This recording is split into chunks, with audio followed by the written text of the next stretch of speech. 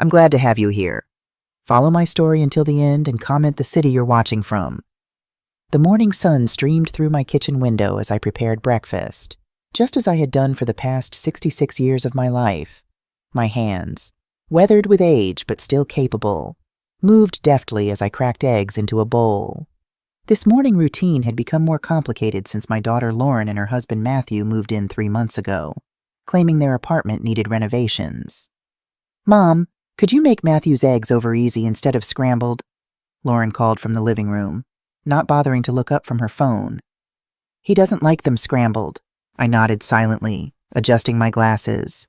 At 66, I had learned when to speak and when to simply comply. This was my house, the home I had paid for with decades of hard work. Yet somehow, I felt like a guest in it now. My name is Barbara Miller. I raised my daughter Lauren as a single mother after her father disappeared when I was just 18 years old. One night, he was there promising marriage. The next morning, gone like morning mist. His parents slammed their door in my face when I sought answers, telling me their son wouldn't ruin his future for some random girl. For 35 years, I cleaned other people's houses to provide for my daughter. My hands, once smooth and delicate, became calloused from scrubbing floors and bathrooms. But every blister was worth it when I saw Lauren grow into a beautiful, educated woman, something I never had the chance to become. "The coffee's too strong again, Mom," Matthew said, entering the kitchen in his expensive bathrobe. He poured the coffee I'd made down the sink without a second thought. "I've told you at least 3 times that I like it medium roast, not dark." My heart sank a little. "I'm sorry, Matthew. I'll remember next time." Matthew Wilson, my son-in-law of 7 years, worked as a marketing executive, tall, handsome, and always impeccably dressed. He had swept Lauren off her feet. I had been thrilled when they first met. Lauren seemed so happy, and Matthew had appeared charming and stable. I even spent my last savings to help pay for their wedding, wanting it to be perfect for my only child. I still remembered Lauren's words that day, tears in her eyes as I helped with her wedding dress. "Mom, I wouldn't be here without you. I promise now that I'm married and settled. You'll never have to struggle again." Those words seemed to belong to another lifetime now. The changes began subtly after they moved in. First, it was small comments about my outdated furniture. Then came the rearrangement of my kitchen cabinets without asking. Soon, Lauren was going through my mail, claiming she wanted to help organize my finances. "Mom, why do you need to withdraw $200 cash every month?" she had asked last week, waving my bank statement. "That seems excessive for someone who barely leaves the house." I hadn't told her that $50 of that money went to my blood pressure medication that insurance didn't fully cover, and the rest I was saving in a small tin in my closet, a habit from harder times when banks couldn't be trusted. As I served breakfast, I noticed Lauren and Matthew exchanging glances. They'd been doing that a lot lately, silent communications that stopped when I entered a room.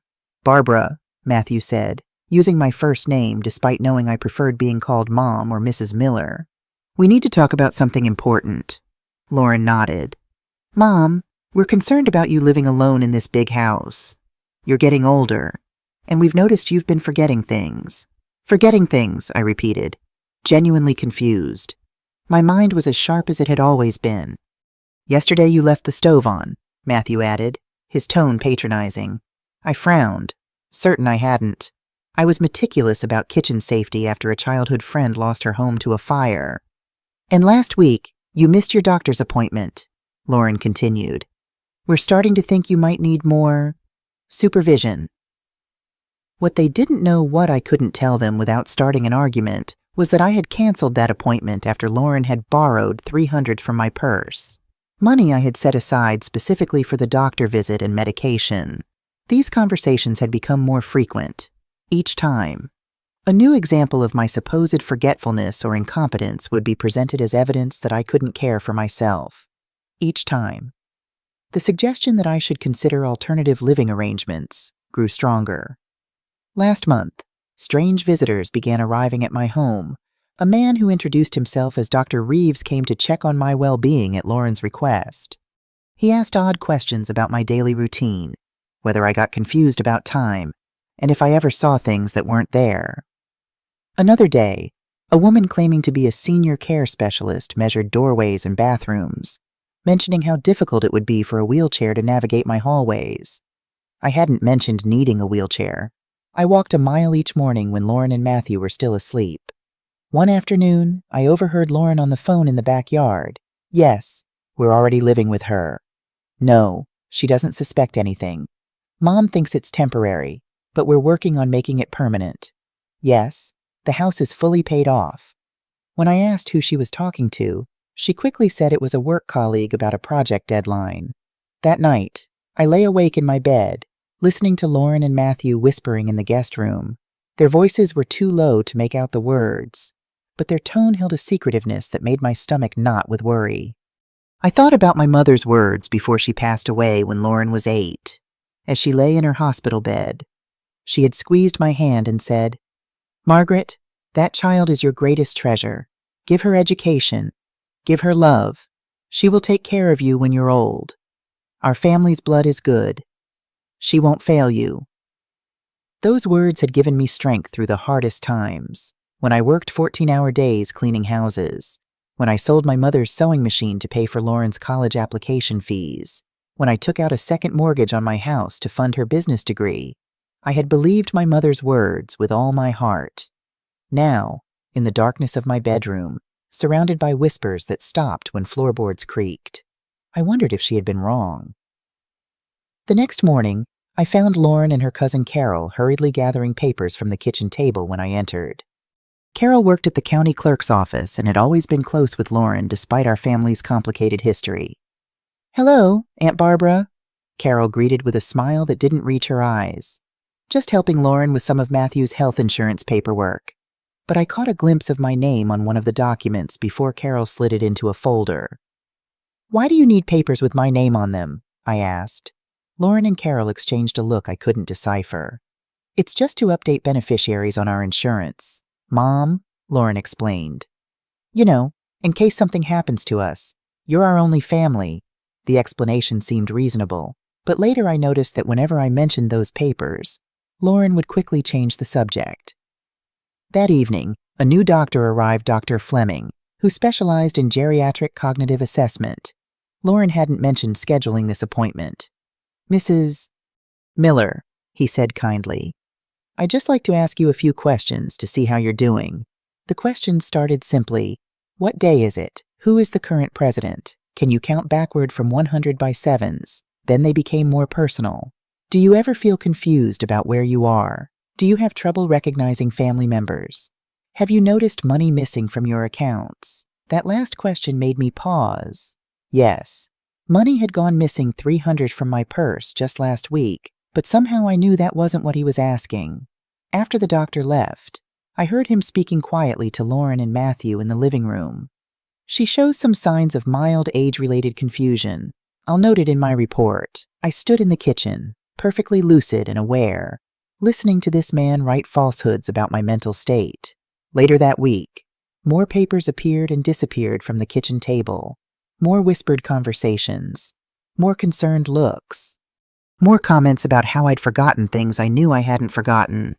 "Mom," Lauren said one evening as we washed dishes together, "Matthew and I have been thinking, this house is really too big for you to maintain. The stairs must be difficult for you." "I manage just fine," I replied, trying to keep my voice steady.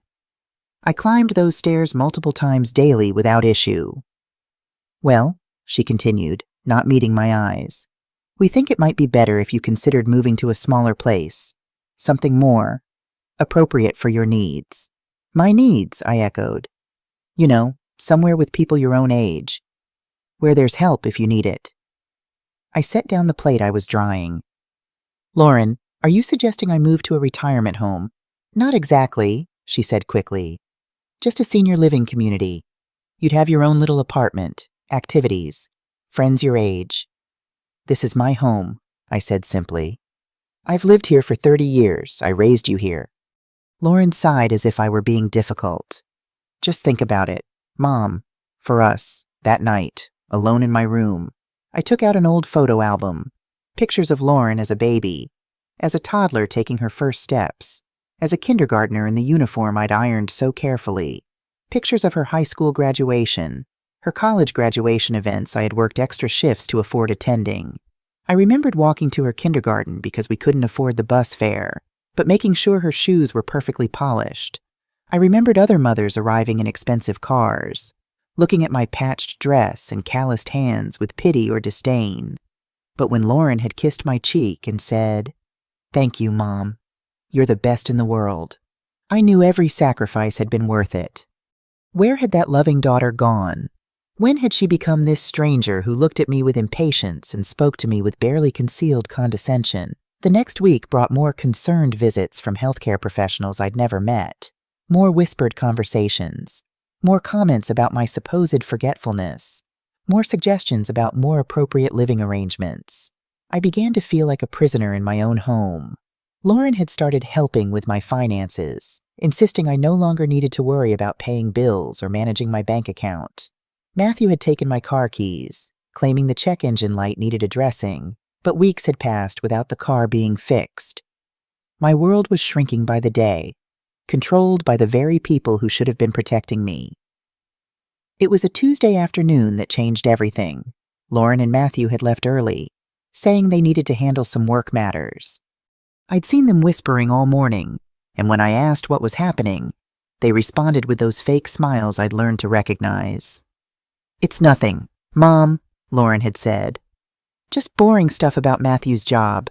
The house felt different when they were gone, lighter somehow, as if their absence lifted a weight I hadn't realized was pressing down on me. I made myself a cup of chamomile tea and sat in my favorite armchair by the window, enjoying the rare moment of peace.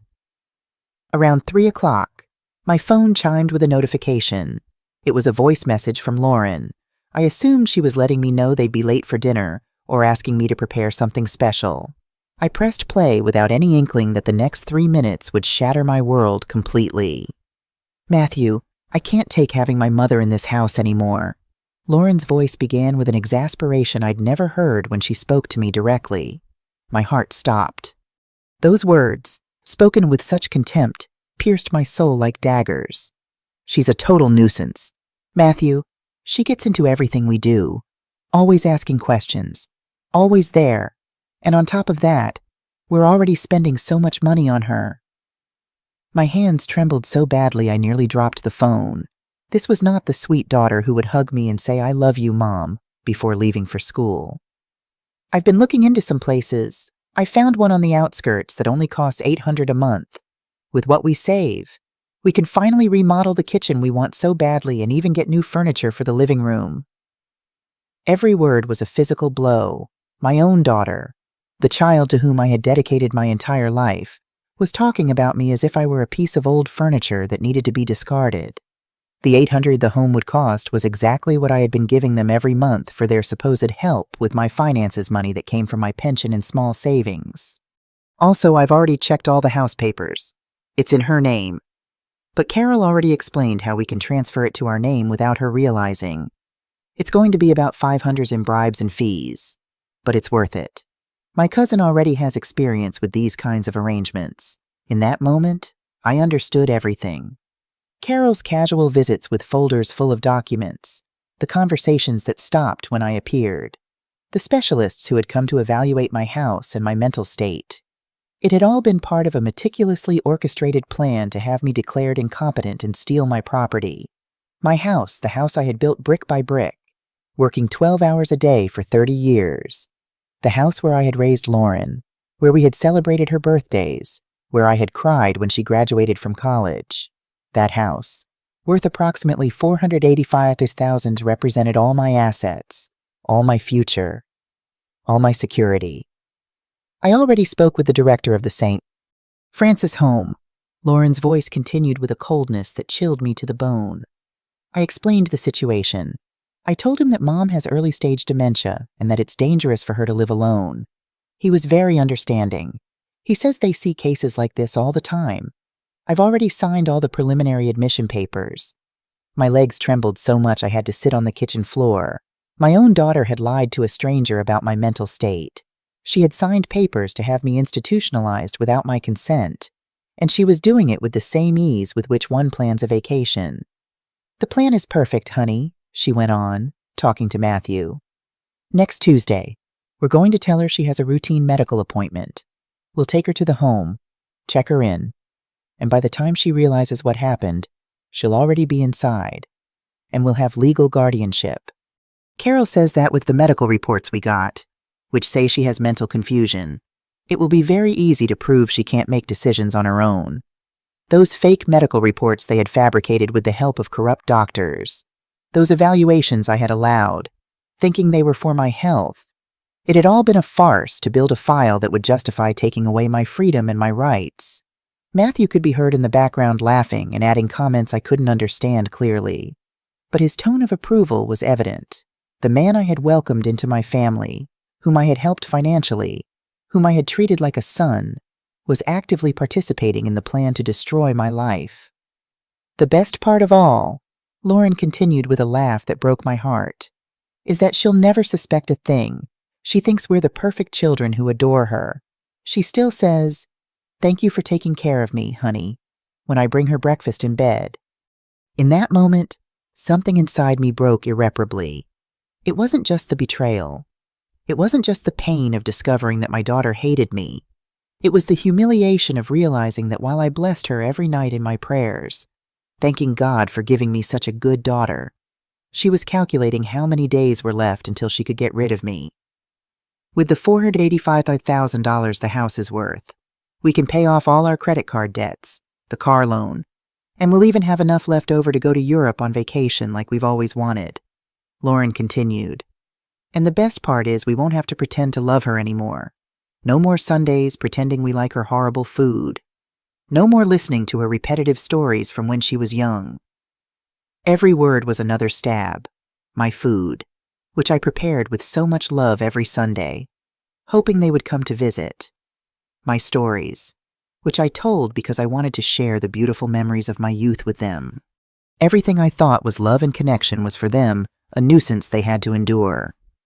In a month, Mom will be in the home and we'll own everything, Lauren finished saying. We can finally live in peace without that bitter old woman controlling us.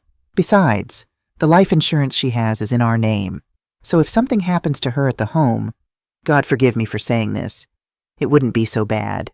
Those last words froze my blood. Not only did they want to steal my house and my freedom, but they had coldly calculated that my death would also be convenient for them. They had turned their own mother into an investment, hoping to gain profits from both my life and my death. The message ended with laughter and comments about what restaurant to choose for dinner that night, as if they had just planned a vacation instead of the total destruction of the woman who had loved them more than anything in the world. I stayed seated on my kitchen floor for I don't know how long, with the phone still in my hand, replaying the message over and over, hoping I had heard wrong, hoping it was a nightmare I would wake up from. But every time I listened, the reality became more raw, more painful, more definitive. That night, I couldn't eat. I couldn't sleep. I couldn't do anything but walk around my house looking at every object, every photograph, every memory I had built, thinking that I had once planned to lovingly pass it all on to my daughter. Now, I knew that all of it was going to be stolen, sold, or thrown in the trash without any respect for the memories it represented. As I walked through my house in the darkness of that night, something began to change inside me. The sadness and pain started to transform into something I hadn't felt in a long time, pure, cold determination. My daughter thought I was a naive old woman who was easy to manipulate, but she had completely underestimated the woman who had raised her. As dawn broke, I sat at my kitchen table with a cup of untouched coffee, my mind racing through memories, searching for signs I might have missed. There had been so many, now that I knew what to look for.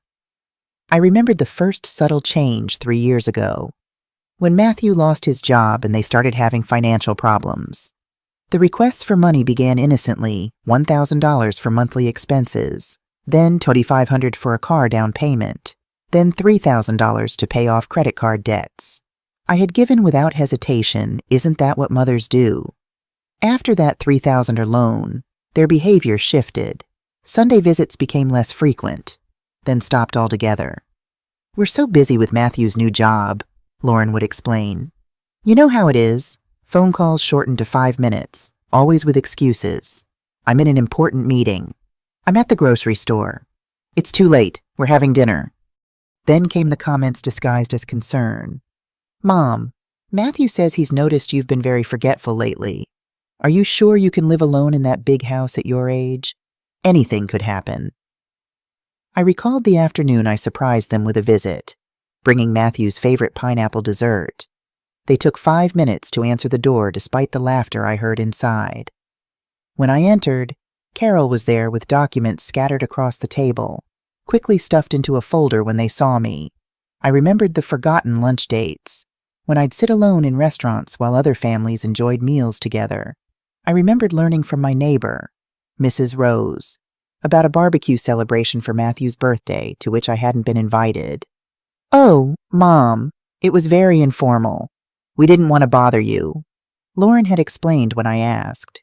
Each memory, once confusing or hurtful, now formed a clear pattern of deception leading to this moment. They had been planning this for months, perhaps years, carefully constructing a narrative of my mental decline while positioning themselves to take everything I owned. I opened my address book and flipped through the pages, stopping at the entry for Sarah Johnson, my friend of 40 years and a retired legal secretary. If anyone would know how to help me navigate this situation, it would be Sarah, but first I needed to secure the evidence. I transferred the voice message to my email, then downloaded it to a USB drive I kept for important documents. I made 3 copies, one to keep with me, one to mail to Sarah, and one to hide in the house. When Lauren and Matthew returned that evening, I greeted them with the same smile I always had, serving dinner as if nothing had changed. Inside, I was different, watching, calculating, planning. How was your day, Mom? Lauren asked, her tone artificially bright. Quiet, I replied, not mentioning the voice message that had destroyed my world. Just reading and gardening. You know, Mom, Matthew said, cutting into his chicken. Lauren and I were thinking, your birthday is coming up next month. How would you feel about a special doctor's appointment as a gift? There's this great specialist in geriatric health. I knew now what that special appointment really meant. Their plan to institutionalize me was already in motion. Next Tuesday, they had said in the message, 6 days away. That sounds wonderful, I lied, my voice steady despite my racing heart. You two are always so thoughtful. They exchanged surprised glances, clearly having expected resistance. Actually, I added, I was thinking of visiting Sarah tomorrow. It's been a while since I've seen her. Sarah, Lauren frowned. Your friend from the church, Mom. Is that a good idea? You've been so tired lately. And how would you get there? Your car is still at the mechanic. I thought I'd take the bus, I said. The stop is just at the corner. Absolutely not, Matthew interjected. The bus is dangerous for someone your age. All those steps to climb. Strangers who might take advantage of you. I'll drive you, Lauren offered, though her tone made it clear she wasn't pleased. I have some errands to run tomorrow anyway.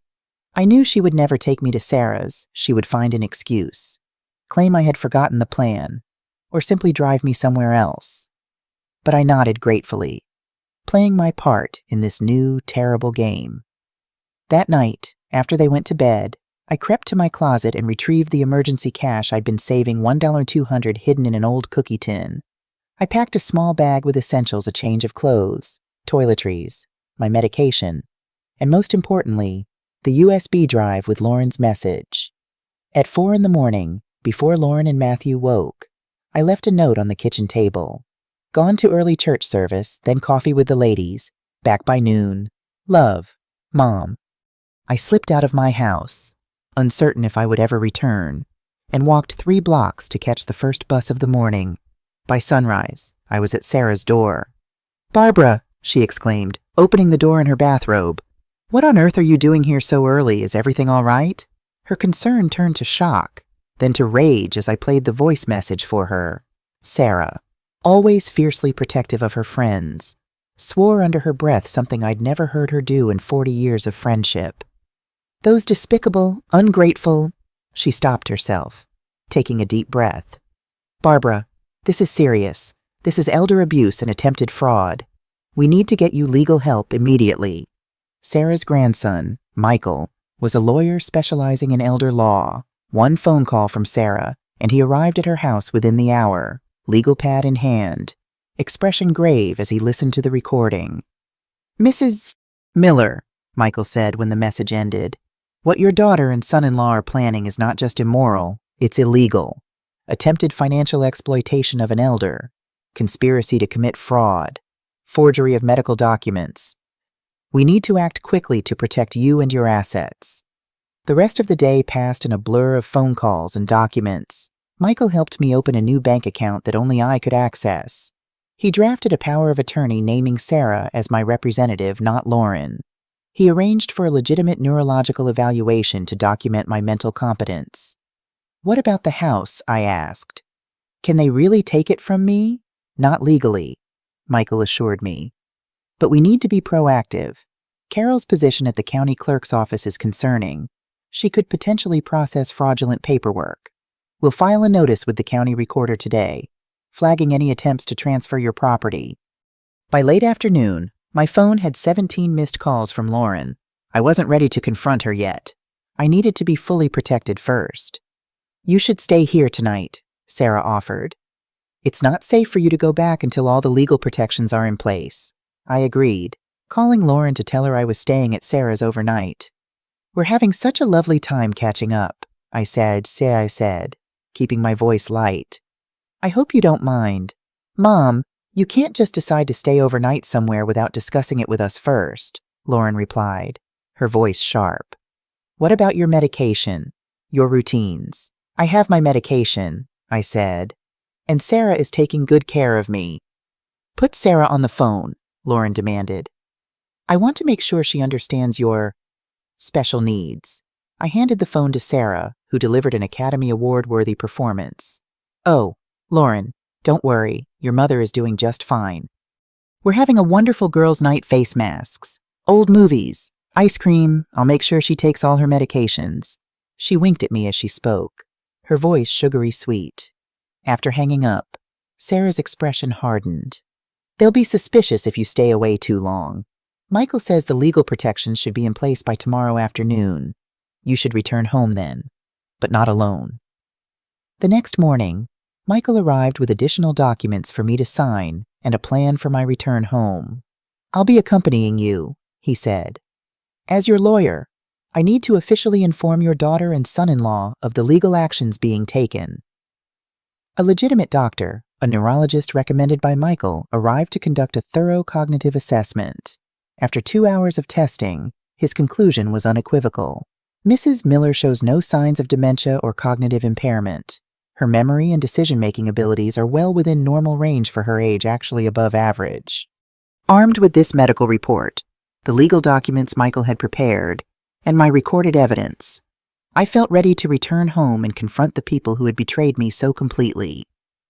At dawn on Thursday, exactly 2 days after discovering the voice message that changed everything, I woke in Sarah's guest room with a clarity and determination I hadn't felt in years.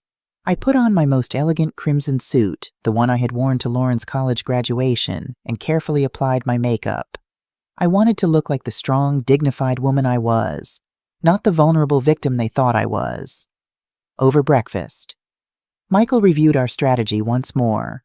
Remember, Mrs. Miller, the goal today is to secure your safety and your assets. We're not confronting them about everything yet, just establishing the legal boundaries that will protect you while we build the full case. Sarah squeezed my hand. Barbara, are you sure you want to go back to that house? You could stay here longer. I shook my head. I need to face them, and I need to be in my own home while we sort this out. This isn't just about the money or the house. It's about my dignity. At 9 o'clock, Michael drove me home. As we pulled into my driveway, I saw Lauren peeking through the curtains, her expression changing from relief to confusion when she spotted Michael's suit and briefcase. Before we could reach the front door, Lauren flung it open, rushing toward me with a performance of concern. Mom, we've been so worried. Why didn't you answer your phone? And who is this Lauren? I said calmly. This is Michael Johnson, my attorney. He's here to help me with some important legal matters. Her face paled. "Attorney, what legal matters, Mom? What's going on?" "Perhaps we should discuss this inside," Michael suggested professionally. "Is your husband home as well? It would be best if both of you were present for this conversation." Lauren's eyes darted between us, calculating. "He's on a work call. I'm not sure if it's important that he join us," Michael insisted. "This concerns both of you." Once inside, Lauren called Matthew, her voice tight with barely controlled panic. He appeared from the home office, his confident smile faltering when he saw Michael's briefcase and my composed demeanor. "Matthew Wilson," Michael introduced himself, extending his hand. "I'm Barbara Miller's attorney. I'm here to discuss some concerning legal matters that have come to our attention." Matthew's facade of charm instantly activated. "Legal matters. There must be some mistake. Barbara hasn't mentioned needing an attorney." "That's part of what we need to discuss," Michael replied, opening his briefcase on my kitchen table, the same table where Lauren and Carol had spread their fraudulent documents. From his briefcase, Michael produced a stack of papers. "First, I've been instructed to inform you that Mrs. Miller has undergone a comprehensive neurological evaluation by Dr. James Richardson at Memorial Hospital. His assessment, which I have here, conclusively states that she shows no signs of cognitive impairment or dementia and is fully capable of managing her own affairs." Lauren's face flushed. "We never said she had dementia. We've just been concerned about some recent forgetfulness, which is normal at her age." Michael nodded, his expression neutral. "I understand. However, it's come to our attention that several unauthorized medical evaluations have been conducted in this home by practitioners who have not been selected by Mrs. Miller as her physicians of record. Additionally, there have been discussions with care facilities regarding Mrs. Miller's placement, without her knowledge or consent." Matthew stepped forward, his charm hardening into intimidation. "Who told you these things? This is a family matter, and with all due respect, you're overstepping." "On the contrary," Michael countered, "elder protection is very much a legal matter. Now I have several documents for you both to review and sign." He laid 3 documents on the table. "This first document acknowledges that Barbara Miller is of sound mind and body, capable of making her own decisions, and that any medical, financial, or residential decisions must be approved by her directly." Lauren's hands trembled as she glanced at the paper. "This isn't necessary. We're her family. We only want what's best for her." "The second document," Michael continued as if she hadn't spoken, "is notification that Mrs. Miller has appointed Sarah Johnson as her power of attorney for healthcare and financial matters, should she become incapacitated in the future." Lauren's voice rose. "But I'm her daughter. I should be the one making those decisions if something happens." I spoke then, my voice quiet but firm. "Lauren, I've made my choice." Michael placed the third document on the table. "This final document is a formal notice that any attempt to transfer ownership of this property, access Mrs. Miller's financial accounts without her express written consent, or remove her from her home against her will result in immediate legal action." Matthew's charming facade completely dissolved. "This is ridiculous. We've done nothing wrong, Barbara. What has gotten into you after everything we've done for you?" "I think," I interrupted, meeting his gaze steadily, "it's time for us to be honest about who has done what for whom." Lauren began to cry those manipulative tears I had seen so many times when she wanted something as a child. "Mom, why are you doing this? We love you. We're just trying to take care of you." I almost faltered then, seeing my daughter's tears, but the memory of her voice in that message cold, calculating, laughing about my potential death strengthened my resolve. "These documents require your signatures acknowledging receipt," Michael explained. "Signing does not indicate agreement, only that you've been informed of Mrs. Miller's wishes and the legal protections now in place." Reluctantly, glaring at both of us, Lauren and Matthew signed the papers. "One more thing," Michael added, producing a final document. "This is a formal request for you to vacate this property within 30 days. "What?" Lauren gasped. "You're evicting us, your own daughter." "The arrangement was temporary," I reminded her, my heart breaking despite my determination. "You said your apartment renovations would be complete by now. We can't just leave in 30 days. Where will we go?" Matthew demanded. "I imagine back to your apartment, which I suspect never needed renovations in the first place, I replied quietly. Lauren's tears stopped abruptly, her expression hardening into something ugly and unfamiliar. You'll regret this. Mom, you have no idea what you're doing. On the contrary, I said, standing straighter in my crimson suit. For the first time in months, I know exactly what I'm doing. After Michael left with the signed documents, promising to return the next day to check on me, an icy silence fell over the house. Lauren and Matthew retreated to the guest room, whispering furiously behind the closed door. I sat in my kitchen, my heart pounding but my mind clear. This was just the beginning. I had secured my immediate safety and prevented them from taking my home or sending me to a care facility against my will. But the greater confrontation about the voice message, about their months of deception, was still to come. I thought of the voice message safely stored on the USB drive in my purse. I hadn't played it for them yet. That revelation, that final piece of evidence that would shatter any pretense of misunderstanding, would come when the time was right. For now, I had reclaimed control of my life. My daughter had severely underestimated the woman who had raised her, the woman who had cleaned houses for 30 years to provide her with opportunities, who had sacrificed everything for her success. I was Barbara Miller. I was 66 years old, and I was nobody's victim. I'll continue this story in part 2. But first, let me know what you think about this beginning. What would you do if you were in Barbara's place? Have you ever discovered someone close to you wasn't who you thought they were? Comment below.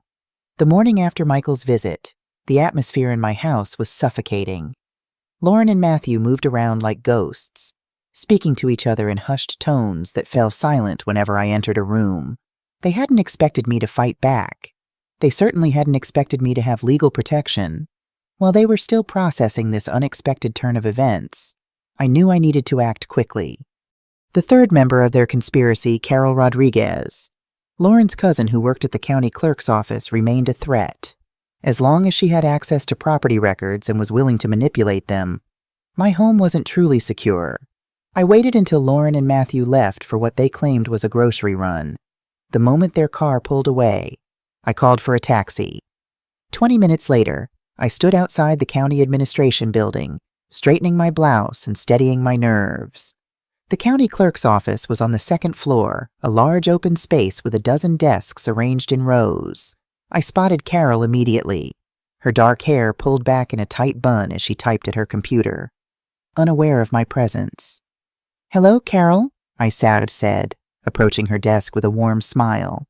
She looked up, her fingers freezing over her keyboard. The color drained from her face as recognition set in. "Aunt Barbara? What are you doing here?" "I thought we might have a little chat," I replied, keeping my voice light. "In private, if possible." Carol's eyes darted around the office. Several colleagues had looked up, curious about the older woman who had made their coworker suddenly pale. I'm really busy right now. Maybe we could talk later. I could come by the house this weekend." "This won't take long," I insisted gently. "Is there somewhere we could speak privately just for a few minutes?" Reluctantly, Carol led me to a small conference room and closed the door behind us. Her hands trembled slightly as she motioned for me to sit. "Is everything okay? Lauren didn't mention you'd be stopping by." "Lauren doesn't know I'm here," I said, my pleasant smile never wavering. I reached into my purse and placed my phone on the table between us. "I wanted to talk to you about some documents you've been helping Lauren prepare." Carol's expression flickered between confusion and alarm. "Documents I don't—" I pressed play on my phone. Lauren's voice filled the small room. "I've already checked all the house papers. It's in her name." But Carol already explained how we can transfer it to our name without her realizing. "It's going to be about $500 in bribes and fees. But it's worth it. My cousin already has experience with these kinds of arrangements." Carol's face crumpled as the recording continued. By the time it ended, she had sunk deeper into her chair, her confident posture completely dissolved. "Aunt Barbara," she whispered, "I can explain." "I'm listening," I said, folding my hands on the table. "Lauren told me you were getting confused, that you needed help managing your affairs. She said you'd agreed to transfer the house to them since they were taking care of you now." Carol's voice cracked. She said it was what you wanted, but you kept forgetting you'd agreed to it. And you believed that? I asked quietly. Carol looked down at her hands. I didn't question it at first. Lauren's always been so persuasive. And then when she offered me $2,000 to help with the paperwork, the confession hung in the air between us. I felt a strange calm despite the betrayal another person I had trusted, another family member willing to participate in my destruction for a price. What exactly were you planning to do, Carol? She hesitated, then let out a long breath. There's a way to process title transfers without the usual verification when it's between family members. I was going to backdate some documents, make it look like you had agreed to the transfer months ago. With the medical reports they got saying you had memory issues, it would be hard for you to contest it. These medical reports, I pressed. You've seen them, Carol nodded miserably. Lauren showed me evaluations from 3 different doctors, all saying you showed signs of cognitive decline. That's why I believed her. It seemed legitimate. I leaned forward. Carol, those reports were fraudulent. I've just had a comprehensive evaluation by a neurologist who confirms I have no cognitive impairment whatsoever. Oh, God, she whispered, her eyes filling with tears. I didn't know. I swear I didn't know they were fake. Let me be very clear, I said, my voice steady despite the anger burning inside me. What you were planning to do is illegal. It's fraud. And it could cost you your job, possibly even result in criminal charges. Carol began to cry openly now. Please, Aunt Barbara, I have 3 kids. I can't lose my job. I can't go to jail. I don't want to ruin your life, Carol, I said truthfully. But I need to protect mine. Her tears stopped abruptly as she sensed a potential way out. What do you want me to do?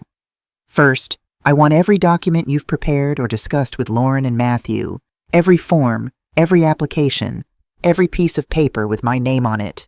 Carol nodded quickly. I can get those for you. Some are still drafts on my computer. Second, I want a signed statement detailing exactly what Lauren and Matthew asked you to do when they approached you, and what they promised in return. A statement, Carol's eyes widened. Lauren would never forgive me. And third, I continued as if she hadn't spoken, I want you to flag my property records with a special note that no changes can be made without in-person verification by me and my attorney. Carol wiped her tears, calculating her options. If I do all this, you won't report me to my supervisor. You won't press charges. If you help me now, completely and honestly, then no, I won't take legal action against you. I met her eyes directly. But Carol, if I discover you've warned Lauren or continued to help them in any way, the consequences will be severe. She nodded solemnly. I understand. I'll help you. Aunt Barbara, I'm so sorry. I never thought what? I asked when she trailed off. That I would find out, that I would fight back. Both, I guess, she admitted quietly. Lauren made it sound like you were already too confused to understand what was happening, and she's always been so determined. When she sets her mind to something, she usually gets her way. Not this time, I said firmly. For the next hour, Carol showed me everything: draft transfer documents, backdated consent forms, even a falsified power of attorney that would have given Lauren complete control over my finances. She printed copies of everything, then deleted the files from her computer while I watched. She wrote out a detailed statement, describing how Lauren had first approached her 3 months ago, claiming I was experiencing dementia and needed protection from my own deteriorating judgment. She documented the $500 payment she'd already received and the promise of $1,500 more upon completion of the transfer. As she signed the statement, Carol looked up at me with red-rimmed eyes. What happens now? Now you find another job, I said simply, one where you won't be tempted to abuse your position to help family members commit fraud. Carol nodded, accepting this as fair. I never meant to hurt you, Aunt Barbara. I really believed Lauren was trying to help you. That's the thing about manipulation. Carol, the most effective kind makes everyone believe the manipulator has good intentions. I gathered the documents and stood to leave. I wish your children well. I hope they grow up with a stronger moral compass than their mother has shown. As I walked out of the county building, I felt a strange mixture of sadness and strength. Another family relationship destroyed. Another trusted person revealed as dishonest, but also another layer of protection secured around my home and my future. I called Michael from the taxi, updating him on what I'd learned and the documents I'd obtained from Carol. "This is excellent evidence, Mrs. Miller," he said approvingly. "Carol's statement directly implicates Lauren and Matthew in a conspiracy to commit fraud. It strengthens our case substantially." "What exactly is our case?" I asked. "What are we building toward?" There was a pause on the line. "That depends on what you want the outcome to be, Mrs. Miller. We could pursue criminal charges for elder abuse and attempted fraud, or we could focus on civil remedies, financial compensation for emotional distress, a restraining order to keep them away from you." I stared out the taxi window at the passing neighborhoods, families going about their lives, unaware of the betrayals and heartbreaks happening behind closed doors. "I need to think about it. Part of me wants justice, wants them to face consequences for what they plan to do to me. But another part, she's still your daughter," Michael finished gently. "I understand. You don't need to decide everything today. For now, we've secured your home and your finances. You're safe." Safe. The word echoed in my mind as the taxi pulled into my driveway. Was I truly safe in a house I shared with people who had plotted my destruction? Lauren's car was back in the driveway. They had returned from their grocery run, though I noticed they hadn't brought in any bags.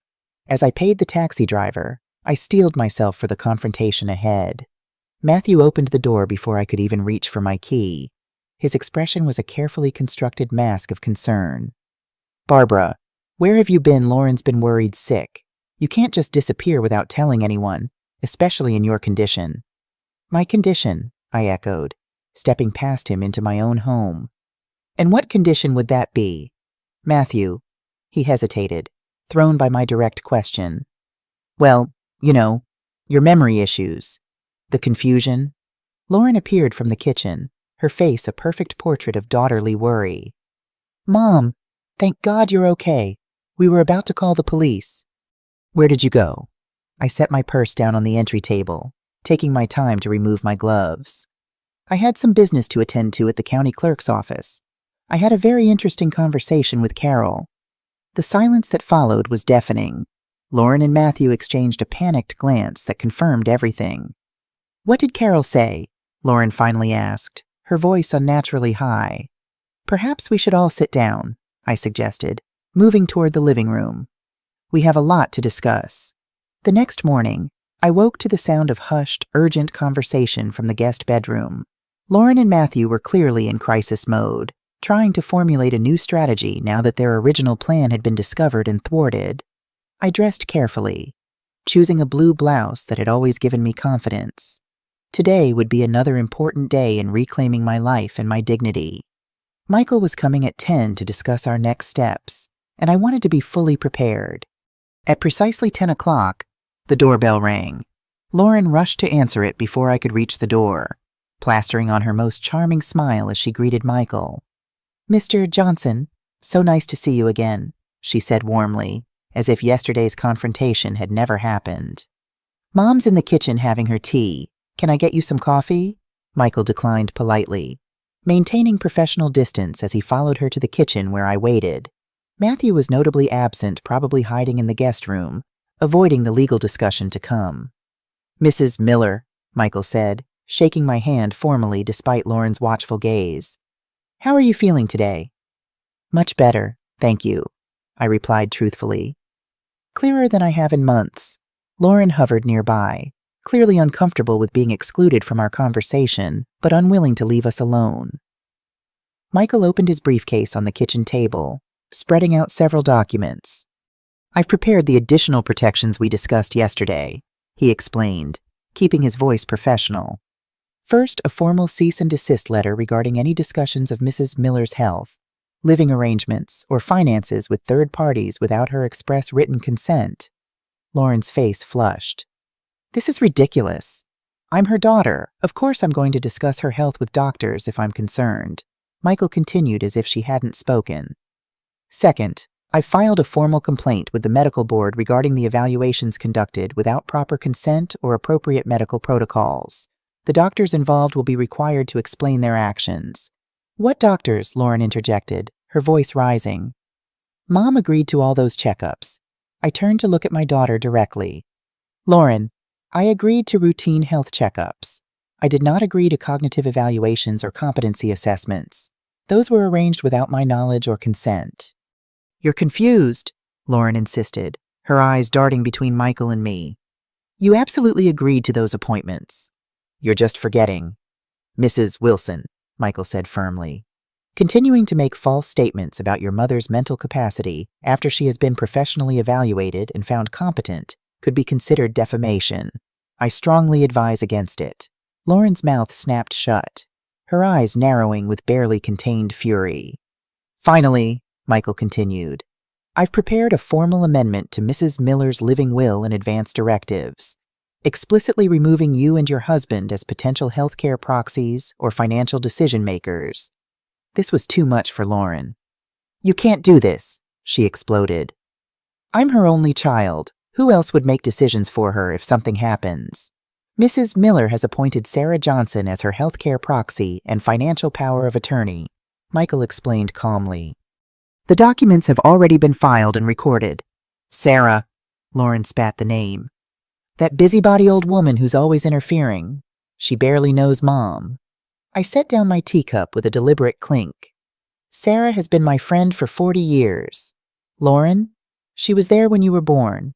She helped me raise money for your college application fees when I couldn't afford them. She knows me better than anyone." Lauren's eyes filled with tears, whether genuine or tactical. I couldn't tell anymore. "Mom, please. We're your family. We just want what's best for you. Is that why you were planning to put me in a home without my consent?" I asked quietly. "Is that why you were working with Carol to steal my house?" Her eyes widened in genuine shock. "What are you talking about? We never—" I reached into my purse and took out my phone. "Should I play the voice message again?" "Lauren, the one you accidentally sent to me instead of Matthew, the one where you discuss putting me in St. Francis home and transferring my house to your name." All color drained from Lauren's face. You heard that every word," I confirmed, "including the part where you said you wouldn't be sorry if something happened to me at the home because you'd get my life insurance." Lauren collapsed into a kitchen chair, her carefully constructed facade completely shattered. "Mom, I didn't mean— It was just talk. We were frustrated. You have to understand—" "Mrs. Wilson," Michael interrupted, "I strongly advise you not to make any further statements at this time. Anything you say could potentially be used in future legal proceedings." "Legal proceedings," Lauren whispered, her voice breaking. "You're suing us, your own family." I looked at my daughter, this stranger who had planned my institutionalization with such cold calculation, and felt a profound sadness wash over me. "I haven't decided yet what legal actions I'll pursue. That depends largely on what happens next." Matthew finally appeared in the kitchen doorway, having evidently been listening from the hallway. "What do you want from us?" he asked bluntly. "Money, is that it, because we don't have any? That's why we needed—" He stopped abruptly, realizing what he'd been about to admit. "Needed my house," I finished for him. "Needed my life insurance payout." Michael cleared his throat. "At this point, Mrs. Miller is simply ensuring her legal protections are in place. Any decisions about further action will come later. You have 30 days to vacate this property," I reminded them. "Though given what I've learned, I'm considering amending that to 14 days. We can't find a place that quickly," Lauren protested. "Rents are insane right now, and we'd need first and last month's deposit. Plus, that's not my concern," I interrupted. "You have a place. The apartment you claimed needed renovations." Matthew and Lauren exchanged a guilty glance that confirmed my suspicion there had never been any renovations. The entire move into my home had been the first step in their plan to take everything from me. "Mrs. Miller," Michael said, turning to me, "there's one more matter we should discuss. The legitimate medical evaluation you underwent yesterday documented some concerning health issues that should be addressed." I nodded, though the neurologist had confirmed my cognitive abilities were intact. He had found my blood pressure dangerously high and noted signs of malnutrition. I'm aware. I've already scheduled follow-up appointments. Mom, what health issues? Lauren asked, suddenly all concern again. You didn't tell us you were sick. My blood pressure medication has been inconsistent lately, I said carefully. And I've lost weight. What I didn't say, what Michael and I had already discussed privately, was that my health had deteriorated significantly since Lauren and Matthew moved in. My medication had disappeared several times, forcing me to ration what remained. Meals had become irregular as they complained about my cooking and often left me to fend for myself while they ate out. We need to document these health changes, Michael said meaningfully. As part of our broader evidence gathering, Lauren seemed to understand the implication. You're not suggesting that we deliberately... She couldn't even finish the thought. I'm not suggesting anything, Mrs. Wilson, Michael replied coolly. I'm simply noting that there will be a complete record of Mrs. Miller's health status before and during your stay in her home. The rest of the meeting passed in tense silence as I signed the documents Michael had prepared. With each signature, I felt another piece of control returning to me, another safeguard against the people who had tried to take everything from me. As Michael prepared to leave, he handed me a business card. This is Dr. Elaine Winters, a therapist who specializes in elder abuse recovery. I strongly recommend you consider speaking with her. Lauren flinched at the words elder abuse, as if hearing them for the first time applied to her own actions. Thank you, Michael, I said, accepting the card. I'll call her today. After he left, the house fell into a heavy silence. Lauren retreated to the guest room, closing the door firmly behind her. Matthew lingered in the kitchen, pouring himself a glass of my expensive scotch, a gift from a family I had cleaned for years, who had treated me with more respect than my own daughter now did. You know, Matthew said, swirling the amber liquid. Lauren really does love you. This wasn't her idea. I looked at him steadily. Whose idea was it? Then, he took a long sip before answering. We're drowning in debt. Barbara. Credit cards, car loans, the second mortgage on our condo that you don't know about. When Lauren mentioned your house was paid off, I saw a way out. So you decided to declare me incompetent and steal my home? I asked, my voice remarkably calm despite the rage bubbling beneath the surface. Matthew shrugged, the gesture so casual it stole my breath. It sounds terrible when you put it that way. We were going to make sure you were comfortable. St. Francis is a nice place, not like some state-run facility. And the life insurance was making sure I was comfortable, also why you hoped I might die soon after being institutionalized. He had the decency to look ashamed at that. That was just talk, heat of the moment. We were stressed about money. Get out of my kitchen, Matthew, I said quietly, and don't touch my scotch again. He set down the glass with a deliberate slowness, a small act of defiance. You've turned Lauren against me now, made her feel like a monster. We're family. Barbara. Families forgive. Some things are unforgivable, I replied. Planning to rob me of my home, my freedom, and hoping for my death, that crosses the line. Matthew's expression hardened. You haven't heard the last of this. Lauren might be wavering because of guilt, but I'm not so easily swayed. That house equity could solve all our problems, and one way or another, we're going to access it. The threat hung in the air between us. Instead of frightening me, it strengthened my resolve. I stood up straight, meeting his gaze directly. That sounds remarkably like another threat against me. Matthew, one I'll be sure to report to Michael immediately. Now get out of my kitchen before I call the police and have you removed from my property entirely. He left without another word, but the malice in his eyes told me this battle was far from over. The next morning, my doorbell rang at exactly 9 o'clock.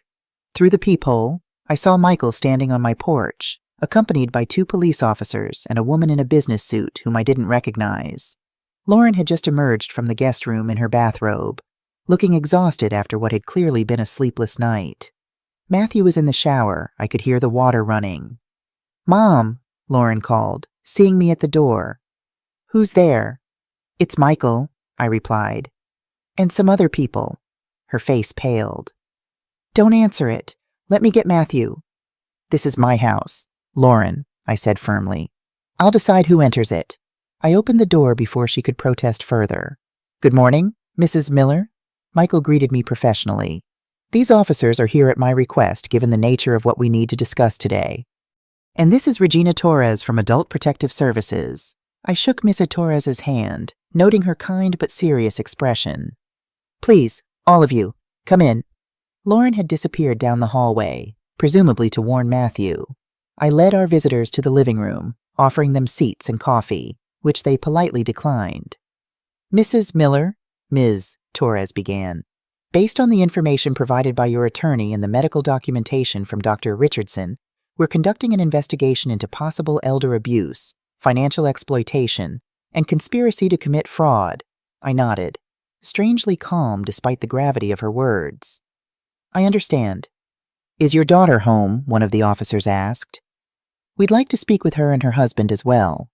They're here, I confirmed. Lauren went to get Matthew. He was in the shower. As if on cue, Lauren and Matthew appeared in the living room doorway. Matthew was hastily dressed, his hair still damp, while Lauren had thrown on jeans and a sweater, her face bare of the makeup she usually wore meticulously. What's going on? Matthew demanded, his eyes darting between the officers. Mr. and Mrs. Wilson, the male officer said, standing. We're here to inform you that an official investigation has been opened regarding allegations of elder abuse and attempted financial exploitation of Barbara Miller. Lauren gasped. Elder abuse. That's insane. We love Mom. We've been taking care of her. Ms. Torres opened her briefcase, removing a folder. Mrs. Wilson, we have substantial evidence suggesting otherwise, including a recorded conversation in which you discuss institutionalizing your mother against her will and fraudulently transferring her property into your name. A private conversation between husband and wife, Matthew interjected. Taken completely out of context, Michael cleared his throat. There is no privacy exception for planning criminal activity. Mr. Wilson, the female officer stepped forward. We also have a sworn statement from Carol Rodriguez detailing her role in the planned fraud and confirming your involvement. Lauren collapsed onto the couch, her face in her hands. Carol confessed I don't believe it.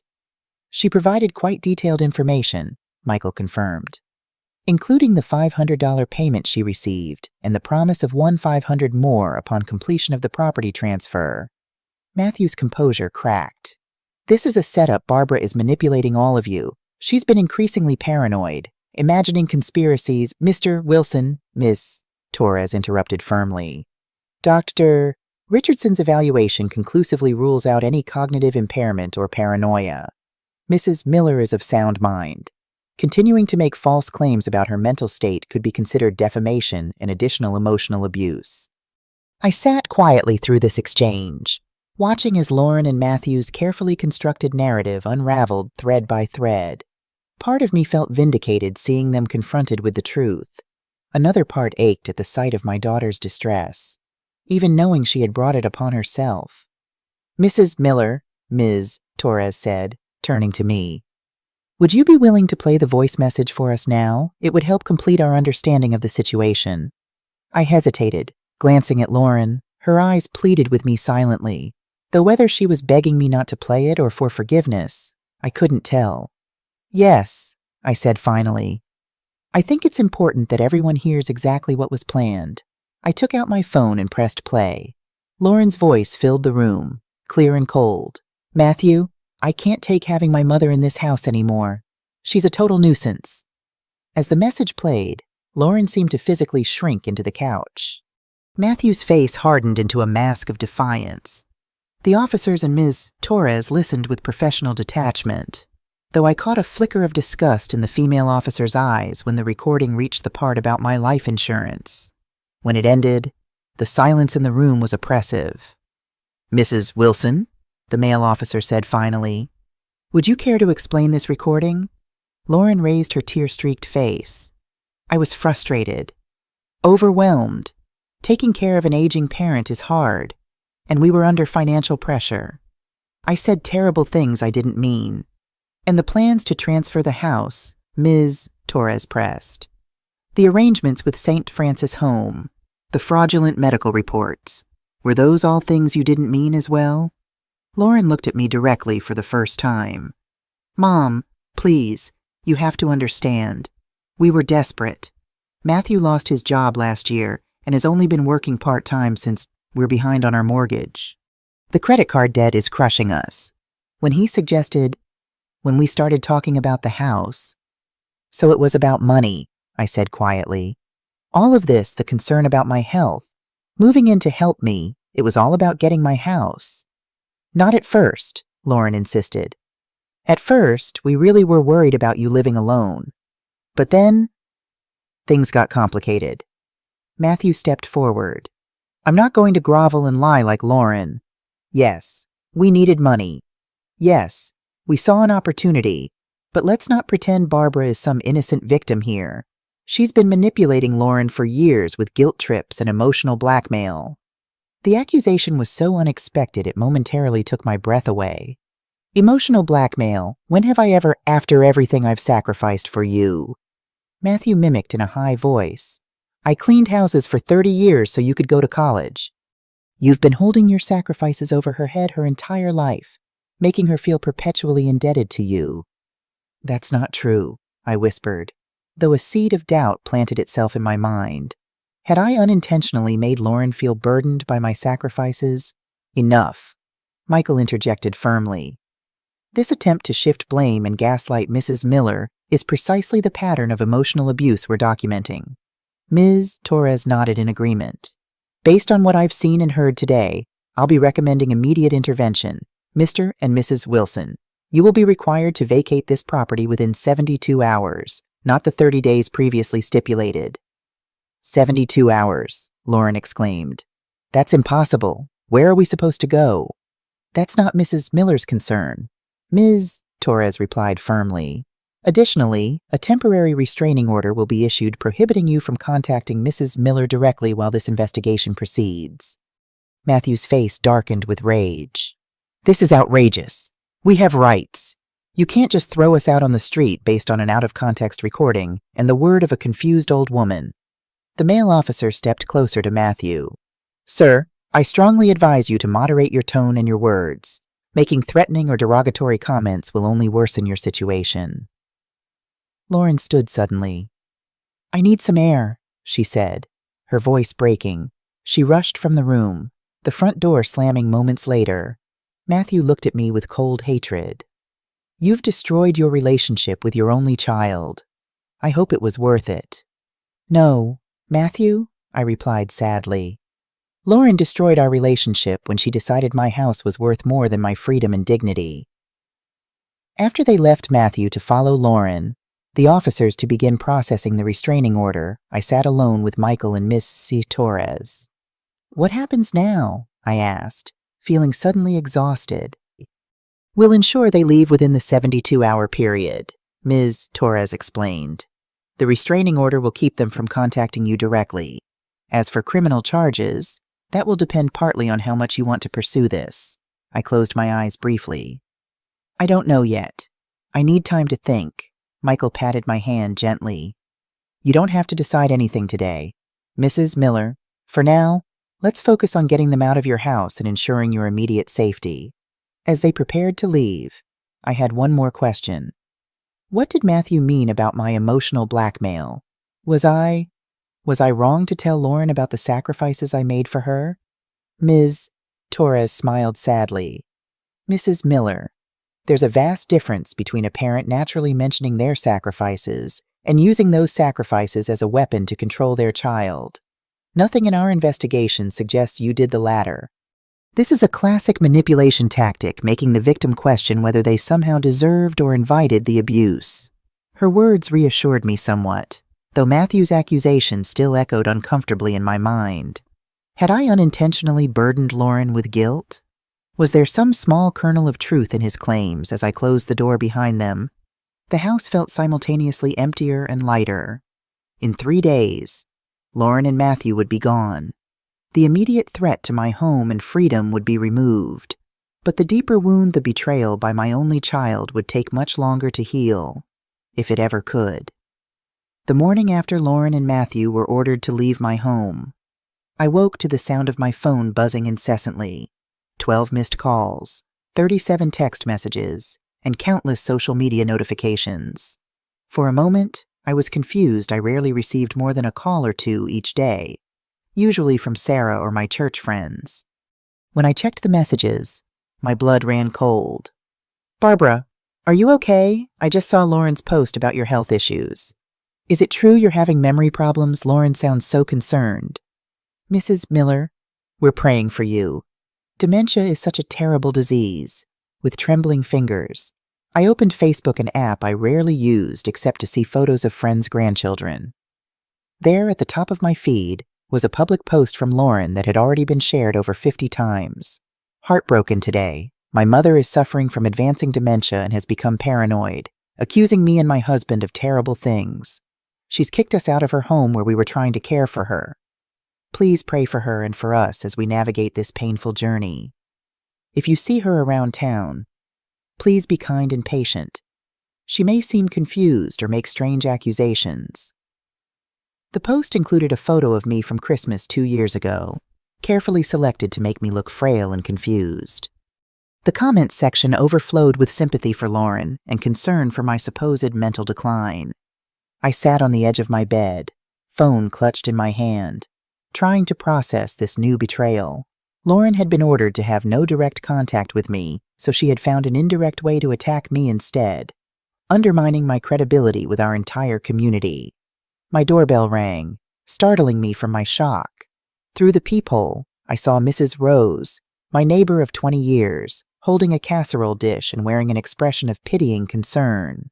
I opened the door, forcing a smile. "Good morning, Rose." "Oh, Barbara," she said, her voice dripping with sympathy. "I brought you some chicken noodle casserole. I read about your condition. I wanted you to know we're all here for you." "My condition," I repeated carefully. "The dementia, dear. Lauren's post explained everything. You poor thing. No wonder you've been acting differently lately. Now it all makes sense." My heart sank as I realized how effectively Lauren had crafted her narrative. By explaining my supposed condition to the community first, she had positioned herself as the concerned daughter and me as the confused elder whose words couldn't be trusted.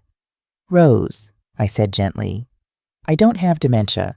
I've been professionally evaluated by a neurologist who confirmed I have no cognitive impairment whatsoever."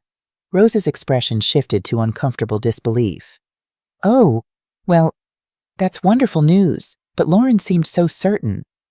"Lauren is attempting to discredit me because I discovered she and Matthew were planning to have me declared incompetent and steal my house," I stated bluntly. Rose's eyes widened in shock. "Barbara, what a terrible thing to say about your own daughter." In that moment, I understood exactly how Lauren's strategy would work. Anyone who heard my side of the story would react just as Rose had, with disbelief that a daughter could do such a thing to her mother. The accusation sounded outlandish, paranoid, exactly what someone with dementia might claim. "I have proof," I said, reaching for my phone. A voice message Lauren accidentally sent me, detailing their entire plan. Rose backed away slightly. That's private. Barbara, I wouldn't want to intrude on family matters." "Of course," I replied, suddenly tired. "Thank you for the casserole, Rose. It was very thoughtful." After she left, I called Michael immediately. "They're trying to discredit me," I explained, my voice shaking with anger. "Lauren's posted all over social media claiming I have dementia and am making false accusations because of paranoia." Michael sighed heavily. "I was afraid they might try something like this. Social media can be a powerful weapon when wielded maliciously. But Mrs. Miller, remember we have actual evidence. Their claims are just words. Evidence that no one will believe if everyone thinks I'm suffering from dementia," I pointed out. "My neighbor just came over with a pity casserole, and when I tried to tell her the truth, she looked at me like I was confirming my insanity." "We need to fight back strategically," Michael said after a moment's thought. "Not with emotional rebuttals that could seem defensive, but with facts and professional opinions." By that afternoon, we had implemented our counter-strategy. Dr. Richardson, the neurologist who had evaluated me, issued a formal statement with my permission confirming that I showed no signs of cognitive impairment and had scored above average on all cognitive assessments for my age group. Sarah posted a fierce defense of me on her own social media, detailing our 40-year friendship and my consistent mental clarity. Most powerfully, she shared photos of me from just last week at our church fundraiser, clearly engaged and alert, a stark contrast to the outdated, unflattering photo Lauren had chosen. But the most effective response came from an unexpected ally. Carol, perhaps seeking redemption for her role in the scheme, posted a public apology. I need to set the record straight about my cousin Lauren's claims regarding her mother. Barbara Miller. Contrary to what Lauren has posted, Barbara does not have dementia. I was involved in Lauren and Matthew's plan to have Barbara declared incompetent so they could take her house. I deeply regret my actions and have provided a full statement to authorities. Barbara is of sound mind, and the true victims here are the elderly who are manipulated by family members for financial gain. The post exploded through our community, creating a firestorm of controversy. Lauren quickly deleted her original post, but the damage to her credibility was done. People began reaching out to me with messages of support and apology for having believed Lauren's claims. But the social media battle was far from over. That evening, anonymous accounts began posting vicious comments on my Facebook page. "You're a miserable old woman who turned her own daughter against her. No wonder she wanted to put you in a home. You worked as a maid your whole life, and for what? For your daughter to hate you. You must have been a terrible mother. No one will miss you when you die. Your own child can't stand you." Each message was calculated to strike at my deepest insecurities, to make me question my worth as a mother and a person. Though I knew logically that Matthew or Lauren was likely behind these anonymous attacks, the words still wounded me deeply. Phone calls came at all hours of the night, unknown numbers, silence when I answered, or whispered threats. "You'll regret what you've done. Old ladies have accidents all the time." Strange people began showing up at my door, supposed social workers concerned about reports of an elderly woman in danger.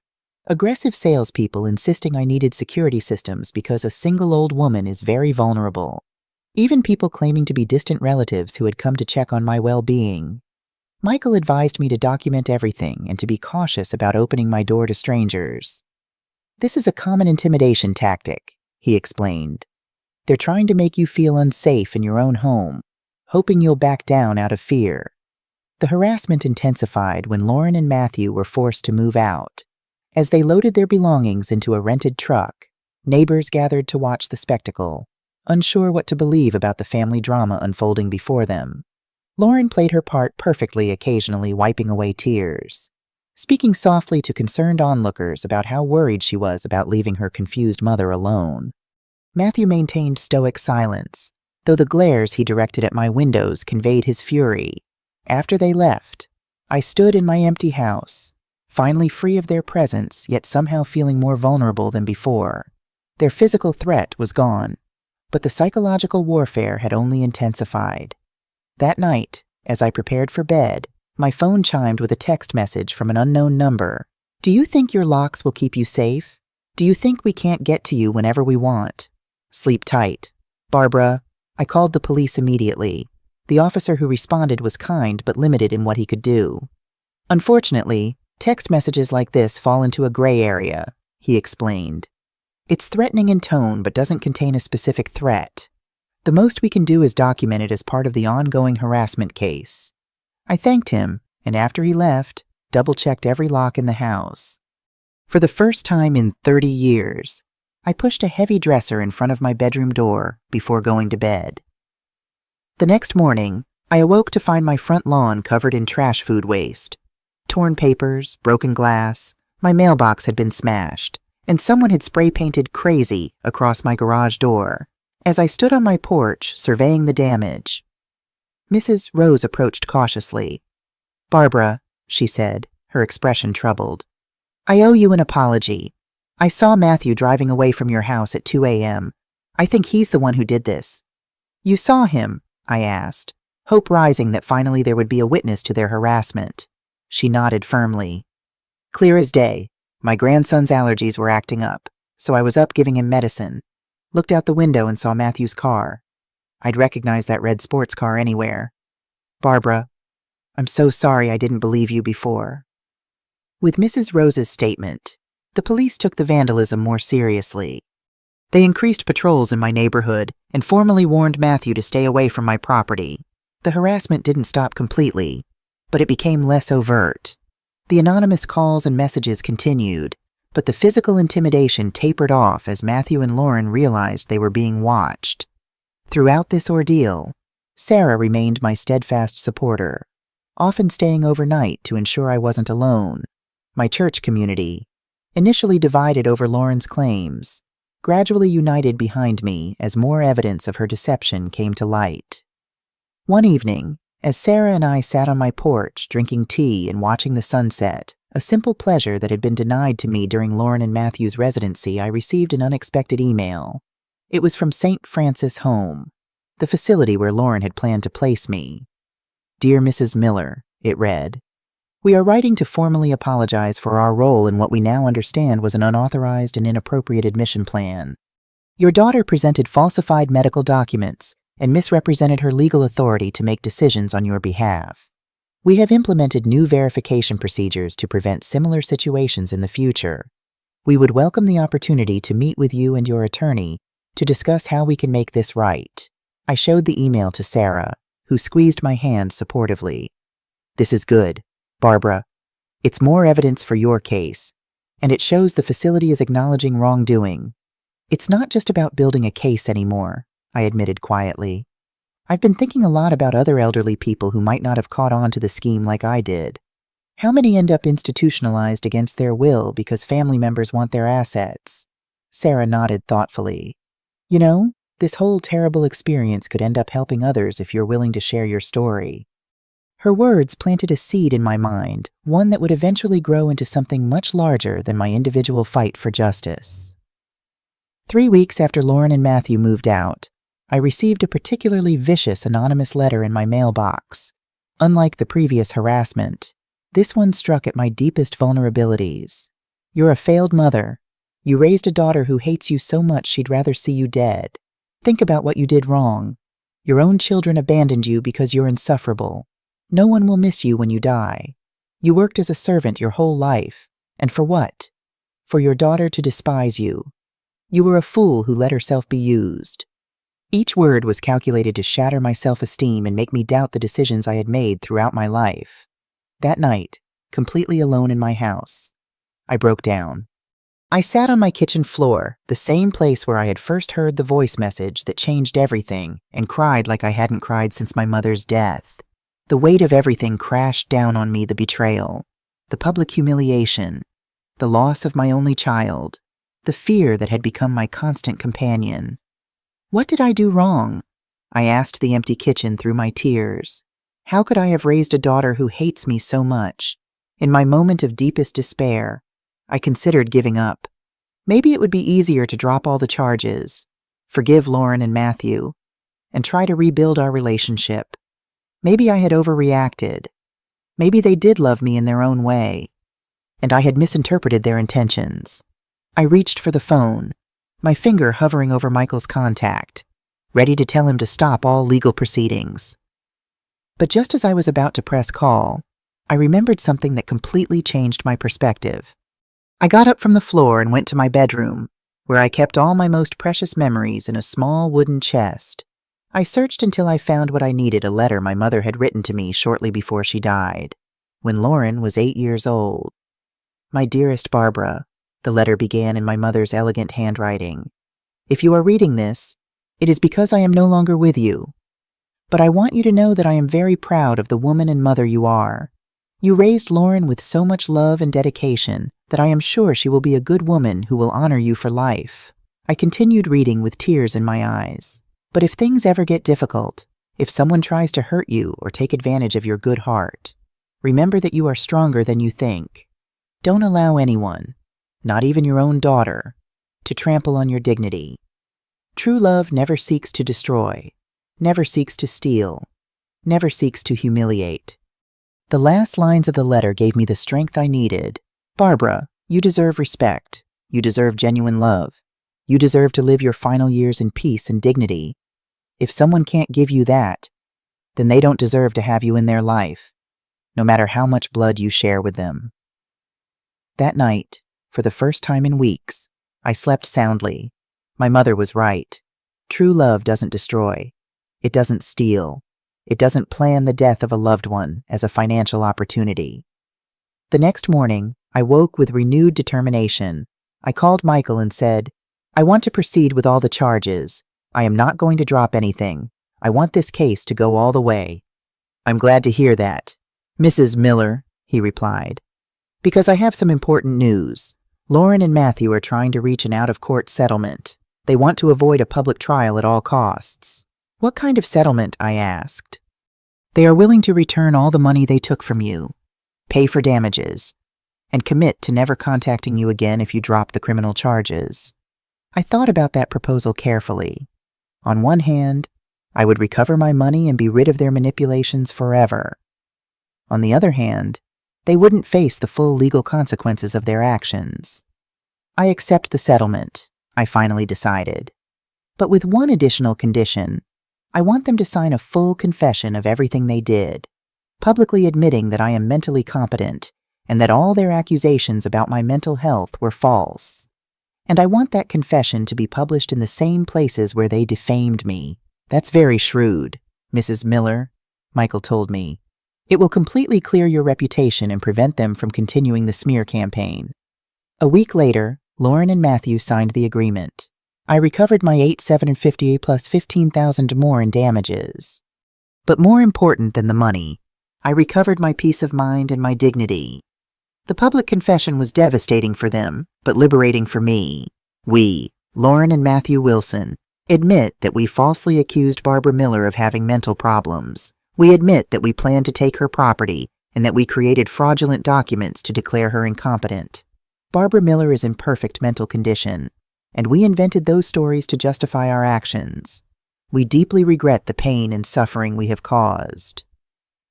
That day, exactly 1 month after hearing the audio that changed my life, I realized that I had achieved something that had seemed impossible. I had defeated those who tried to destroy me, and I had done it with intelligence, dignity, and by always adhering to the law.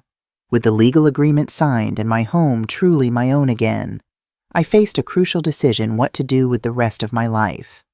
At 66, I was not ready to simply exist in the shadow of betrayal. I wanted to create something meaningful from this painful experience. My first action was to completely change my will. I summoned Michael to my house and dictated my new final wishes. "Michael, I want all my assets, including this house and all my savings, to be donated to the Golden Hope Foundation, which helps senior citizens who have been abandoned or exploited by their families." "Are you completely sure about this decision?" he asked. "It's a considerable estate, approximately $490,000, including the house, your savings, and the compensations you received." "Completely sure," I replied firmly. "I want that money to help people who truly need it, not ungrateful children who see their parents as a financial investment." I also stipulated that if Lauren tried to contest the will, she would automatically lose any right to receive even a penny. My decision wasn't made out of spite, but from a deep conviction that my resources should support those who might find themselves in situations similar to mine, but without the strength or means to fight back. My second decision was to move. I no longer wanted to live in the house where I had been betrayed, where I had heard my own daughter plan my destruction. The memories were too painful, the space too large for my needs, now that I knew I would never host family gatherings again. I want to sell this property and buy something smaller, more in line with my current needs. I told Michael. 3 weeks later, I found the perfect place, a beautiful apartment in a residential complex for active seniors. It had gardens, recreation areas, and a community of people my age who valued independence and dignity. The apartment cost me $85,000, and with the $400,000 I had left from the sale of my house, plus the legal compensations, I had more than enough to live comfortably for the rest of my life. Moving day was emotional, but cathartic. As I packed up decades of memories, I carefully sorted what to keep, what to donate, and what to leave behind both physically and emotionally. Each item I placed in boxes represented a choice about what part of my past would accompany me into my future. My new apartment quickly became a sanctuary. I decorated it exactly as I pleased, without considering anyone else's preferences or criticisms. I hung my favorite paintings, arranged my books by color rather than author, something Lauren had always found irritating, and bought the comfortable but impractical white sofa I'd always wanted but had denied myself because of Lauren's warnings about stains. The residential complex offered activities I'd never had time for during my working years: painting classes, book clubs, dance lessons for seniors. I discovered at 66 that I had a natural talent for watercolors.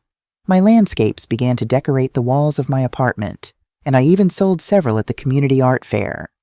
"Mrs. Miller," the fair organizer told me, "your paintings convey a peace and wisdom that touches people's hearts." Those words meant more to me than any praise Lauren had ever given me. For the first time in decades, I was being valued for something I created purely for myself, not for what I sacrificed for others.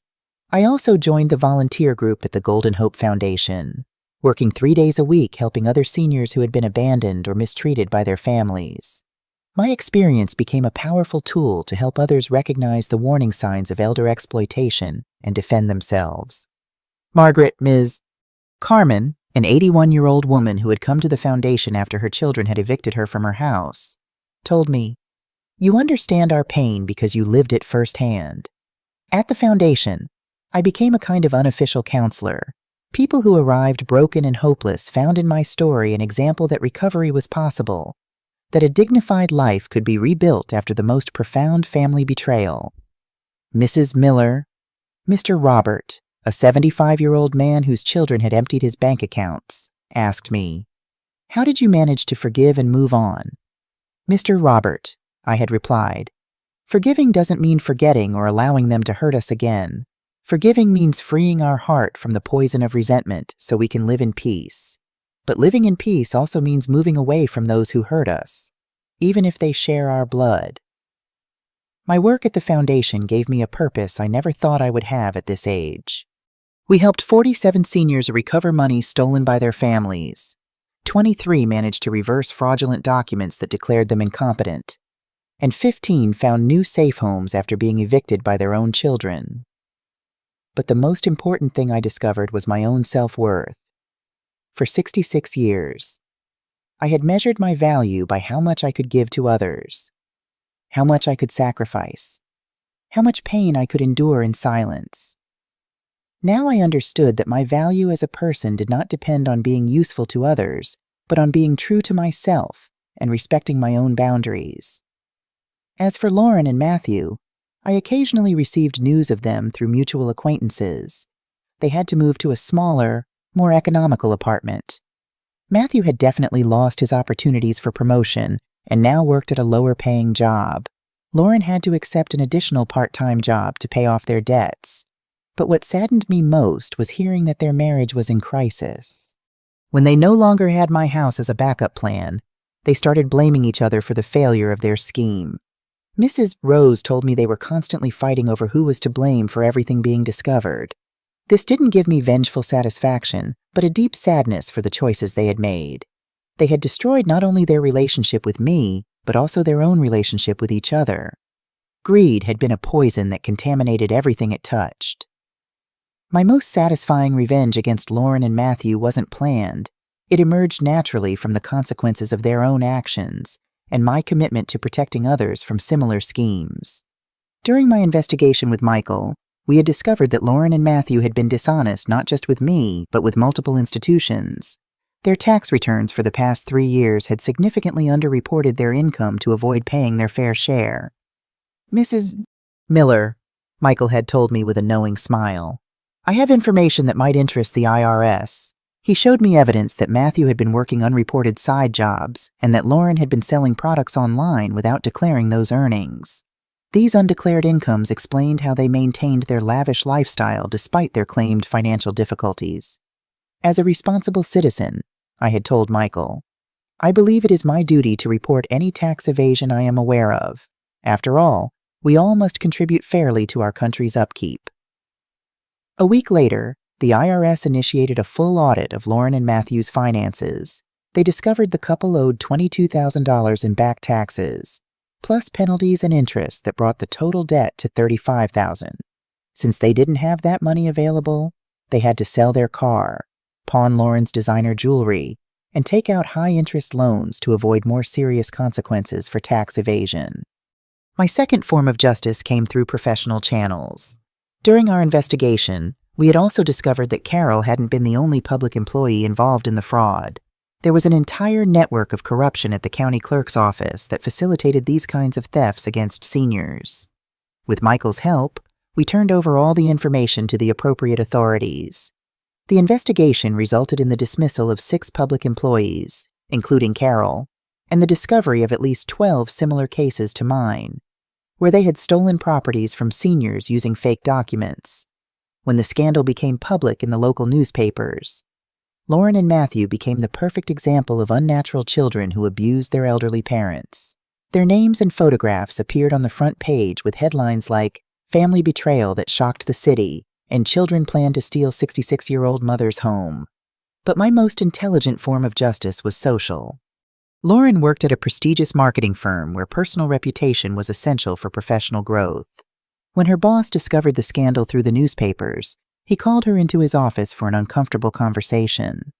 "We cannot have employees involved in family fraud scandals," he told her. "Our company has a reputation to protect." Although he didn't fire her immediately, he demoted her to a less important position and made it clear that she would have no opportunities for promotion in the near future. Matthew also faced consequences at his workplace. His supervisor, upon learning that he had participated in a plan to defraud his mother-in-law, told him, "If you're capable of stealing from your own family, how do we know you won't steal from us?" He lost all opportunities for advancement, trapped in a position with no future prospects. But what satisfied me most was seeing how their own friends and family rejected them. Matthew's sister refused to speak to him after finding out what they had planned to do to me. "How could you participate in something so cruel against an old woman who had only treated you with love?" she had screamed at him during a family confrontation witnessed by several neighbors. Lauren's friends gradually abandoned her. The mothers in her social circle didn't want to associate with someone who had so cruelly betrayed her own mother. "If she's capable of doing that to the woman who gave birth to her, what wouldn't she be capable of doing to us?" they commented among themselves. Even at the supermarket and pharmacy where they had been known for years, people would point and whisper behind their backs. They had become a public example of what not to do to elderly parents. Throughout this process, I never acted with hatred or a thirst for revenge. Every action I took was legal, ethical, and justified. I didn't lie about them, invent false accusations, threaten them, or cause them physical harm. I simply allowed the natural consequences of their own actions to unfold. 6 months after that fateful voice message, I ran into Lauren at the mall. She looked haggard, tired, and much older than her 35 years. When she saw me, she approached with tears in her eyes. "Mom," she said in a broken voice, "please forgive me. I understand you're angry, but we've already paid the price. We lost everything. Our credit is ruined. Matthew lost his promotion. I had to take a lower-paying job.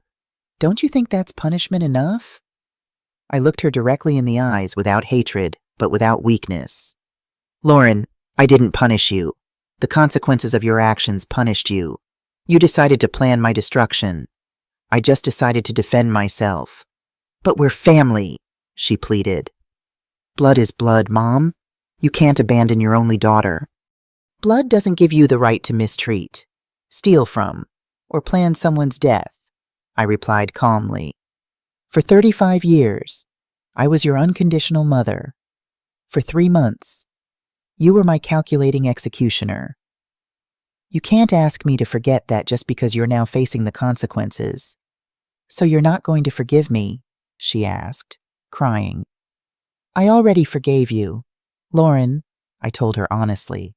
"Forgiving you was necessary for my own peace of mind, but forgiving doesn't mean forgetting or allowing you to hurt me again. Forgiving doesn't mean pretending nothing happened. Forgiving doesn't mean giving you another chance to destroy my life." I left her crying in that mall and walked away toward my new apartment, where my new life awaited me, a life where I was no longer anyone's victim, where I no longer had to pretend that abuse was love, where I no longer had to sacrifice my dignity to maintain toxic relationships. For the first time in decades, I was completely free. 1 year after that encounter at the mall, my life had taken a path I never imagined possible. At 67, I woke up that spring morning in my beautiful apartment with the sun filtering through the white curtains I had chosen myself, without anyone telling me they were too expensive or unnecessary. I made my coffee in my small but perfect kitchen and sat on my balcony to contemplate the gardens of the residential complex. In the distance, I could see other residents doing their morning exercises, tending to plants, or simply enjoying the tranquility. We were all seniors who had decided to live our final years with dignity and independence. "Good morning, Barbara," greeted my neighbor, Olivia, a 72-year-old woman who had become my best friend. "Ready for our dance class today?" I smiled, remembering how I had started taking dance classes at 67, something I never thought I would do. "More than ready, Olivia. These old bones still have a lot to give." During this year, I had discovered a version of myself that had been dormant for decades. Without the constant pressure to please Lauren, without the stress of walking on eggshells in my own house, I had blossomed like a flower that finally received sunlight after years in the shade. 6 months ago, I had received a letter from Lauren. I hadn't opened it immediately, taking 3 days to decide if I wanted to read what she had to say. Finally, I opened it in Olivia's presence for emotional support. "Dear Mom," the letter began, "I know I have no right to ask you for anything, but I need you to know that not a day goes by that I don't regret what I did to you. I've been going to therapy, and now I understand that my actions were unforgivable." The letter continued, "The therapist helped me understand that my actions were not born of financial desperation, but of a selfish mindset I had developed over the years. I got so used to receiving your unconditional help that I stopped seeing you as a person with rights and feelings and started seeing you as a resource I could exploit. Now I understand that you deserved respect, genuine affection, and care in your golden years. Instead, I gave you manipulation, lies, and betrayal. I have lost the best mother in the world because of my own greed and stupidity." The letter ended with a phrase that made me cry. "I don't expect your forgiveness, Mom, because I know I don't deserve it. I just hope you are happy and that you find the peace you always deserved." That letter had taken me weeks to process emotionally. On one hand, I was glad to know Lauren finally understood the magnitude of what she had done. On the other hand, it was already too late to rebuild our relationship. Some wounds, even if they can heal, leave scars that are too deep to allow things to return to how they were before. I had responded with a brief but honest letter. "Lauren, I accept your apology and I'm glad to know you're seeking professional help. I forgive you because holding a grudge would harm me. But forgiving doesn't mean forgetting, and it doesn't mean I can trust you again. I wish you the best in your life, but my life is now at peace without you." On quiet nights in my new home, I often reflected on the lessons this experience had taught me. The most important was that true love never seeks to destroy or appropriate the loved one. True love respects, protects, and seeks the well-being of the other without expecting anything in return. I had also learned that setting boundaries is not cruelty but emotional survival. For decades, I had confused extreme sacrifice with maternal love, when in reality, I had been teaching Lauren that she could mistreat me without consequences. Sometimes, I had told the women in the Foundation support group, "The greatest inheritance we can leave our children is not money or property, but the example that all people, including their mothers, deserve respect and dignity." That spring morning, as I finished my coffee on the balcony, I received a call from Michael. "Mrs. Miller, I have some news that might interest you. I've just been contacted because 3 other cases similar to yours have come to light. The affected families want you to share your experience on how to deal with these situations." "Of course," I replied without hesitation. "If my story can help other people defend themselves, I am completely willing to share it." That afternoon, as I painted a mountain landscape on my easel, I reflected on the incredible journey I had been on for the past 18 months. I had started as a silent victim and had become an empowered survivor who now helped others find their own strength. My phone rang, interrupting my thoughts. It was Olivia inviting me to dinner at the new restaurant downtown. "Barbara, let's go celebrate life," she said with her contagious enthusiasm. As I got ready to go out, I looked at myself in the mirror and saw a completely different woman from the one I had been a year and a half ago. My eyes shone with a confidence I had never had before. My posture was upright and proud, and my smile was genuine and free of emotional burdens. "Barbara," I said to myself in the mirror, "at 67 years old, you finally learned that your life belongs only to you and that you deserve to live it with dignity, joy, and peace." That night, having dinner with my new chosen family instead of my toxic biological family, we toasted to new beginnings, to the wisdom that comes with age, and to the courage to defend what is right regardless of the consequences. And as I raised my glass of wine, I thought of all the women who at that moment were suffering from the mistreatment of their own families, believing they had no options, that they had to endure abuse for the sake of family love. If my story could reach just one of those women and give her the courage to defend herself, then everything I had gone through would have been worth it. Because sometimes the greatest inheritance we can receive is not money or property, but the courage to be true to ourselves and the knowledge that it is never too late to write a new chapter in our lives. It is never too late to choose dignity over convenience, truth over false peace, and self-love over destructive sacrifice. And it is never, ever too late to be free. What would you do if you were in Barbara's place? Have you ever had to set difficult boundaries with family members? Do you think forgiveness requires reconciliation? Let's meet in the comments. If you liked this story, you can support me by sending a super thanks so I can keep bringing more stories like this. Thank you so much for your sweet support. I'm looking forward to your comments on the story. On the screen, you can see 2 new life stories that I highly recommend. There's so much more on my channel. Don't forget to subscribe. See you in the next life story. With love and respect.